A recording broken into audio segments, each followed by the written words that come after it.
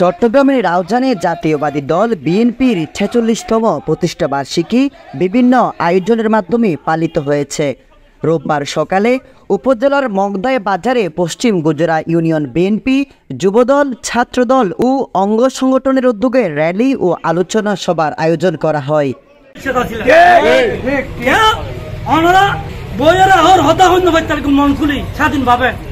স্বাধীনতা নাই বইয়েরা ফেসবুকে স্ট্যাটাস লাইক দিন না বাচ্চা লাগবে।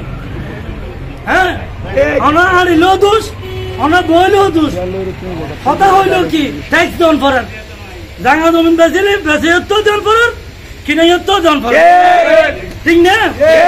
জাতীয়তাবাদী যুবদল সংযুক্ত আরব আমিরাতের সহ সভাপতি ও পশ্চিম গুজরা ইউনিয়ন ছাত্রদলের সাবেক সভাপতি সাইফুদ্দিন তারেকের সঞ্চালনায় প্রধান অতিথি ছিলেন ৯০-এর গণ অভ্যুত্থানের ছাত্রনেতা ও রাউজান উপজেলা বিএনপি নেতা কাজী সরোয়ার খান মঞ্জু।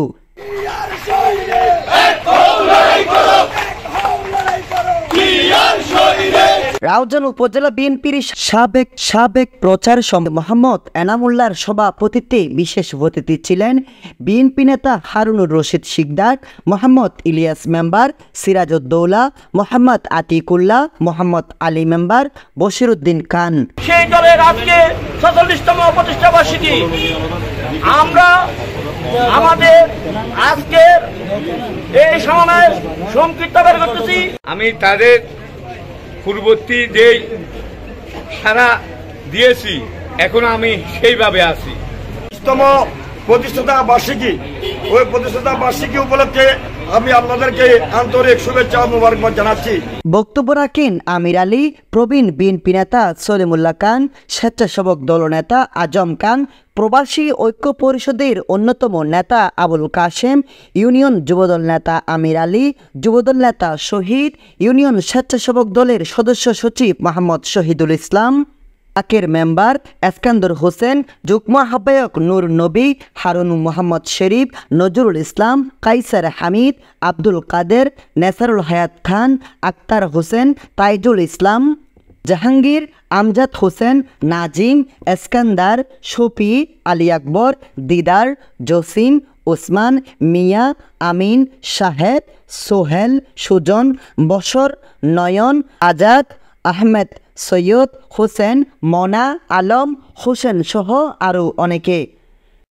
বৈষম্য বিরোধী আন্দোলনের মধ্য দিয়ে আওয়ামী সরকারের পতন হয়েছে।